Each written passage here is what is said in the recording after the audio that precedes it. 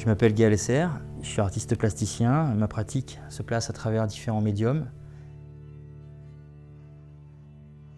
J'aborde la céramique comme le prolongement de mes dessins, une pièce en volume qui pourrait en être extraite.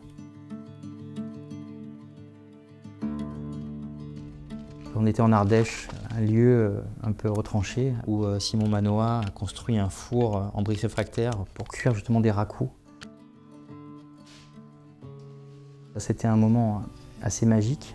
Donc j'ai travaillé directement les pièces avec des émaux qu'on a sélectionnés ensemble et j'ai fait un travail qui était autour de la fluidité de l'eau.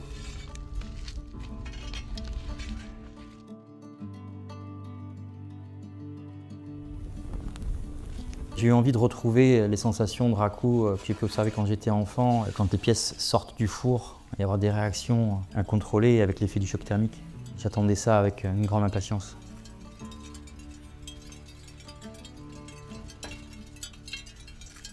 Passer la nuit tombée et voir ces pièces comme ça illuminées, la nuit, c'était juste un grand moment.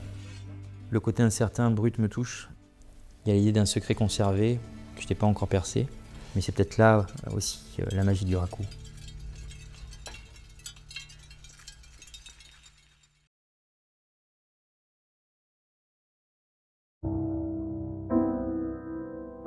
J'ai imaginé cette table de 6 mètres comme une évocation du canal royal de Sète.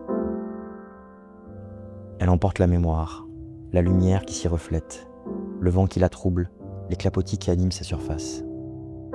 En un seul trait, sans repentir, j'ai peint cette nappe mouvante avec un pinceau japonais chargé de pigments roses.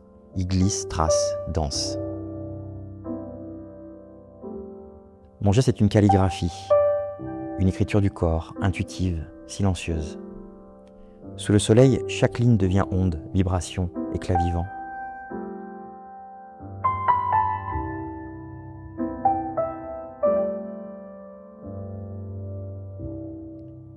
Ce projet est pour moi un hommage au reflet de l'eau, à la danse de la lumière et à ce que le paysage dépose en nous.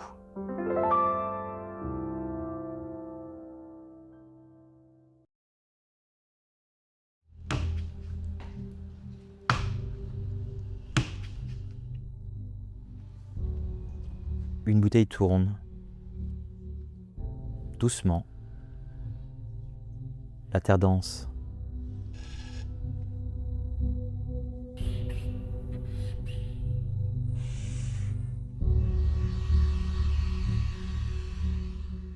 Mes doigts la tordent, sans esquisse, sans retour, juste l'instant. L'hippocampe apparaît comme un souvenir d'eau pris dans l'argile. Le feu l'accueille, puis je l'emporte, encore chaud, vers le bronze. Chez Yvortin, il s'abandonne à la fonte. Le métal prend forme, fidèle à mes empreintes, fidèle au geste. L'hippocampe est là, ni tout à fait bête, ni tout à fait objet.